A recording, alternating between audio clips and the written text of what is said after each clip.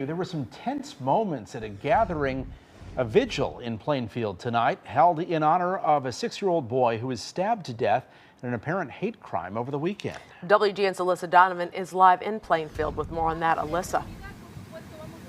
Yeah, Ben and Micah, hundreds of people gathered at this vigil tonight to show their support for that family. The vigil meant to be a moment to gather together and unite against hate. However, during the program, there were several outbursts and protests from the crowd.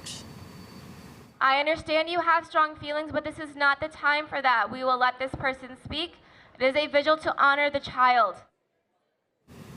Organizers urging the crowd to quiet down as several people in the audience began yelling and booing as a White House representative walked up to speak at the vigil in Plainfield tonight.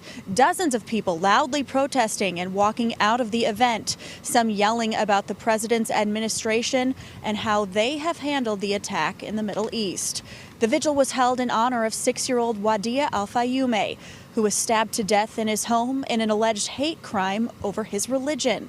His mother was also stabbed in the attack at the family's home in Plainfield and remains in the hospital. Tonight, the child's father and other family members attended the vigil as the community gathered in honor of the little boy. He's one of our own here in Plainfield, and he's no longer with us due to this tragic murder.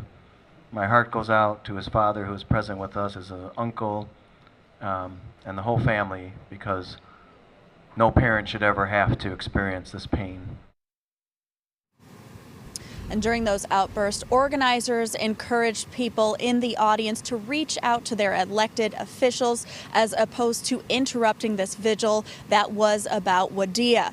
Now, despite these tense moments, many of the speakers went uninterrupted tonight, preaching a moment of standing together in the face of hate. Wadea's father also spoke to the crowd in Arabic. It was translated, and he shared with people that he was touched by the turnout from the Plainfield community. We're live tonight in Plainfield. Alyssa Donovan, WGN News. Thank you, Alyssa. The American Jewish Committee and leaders of more than 100 groups came together to release a statement following the 6-year-old's murder.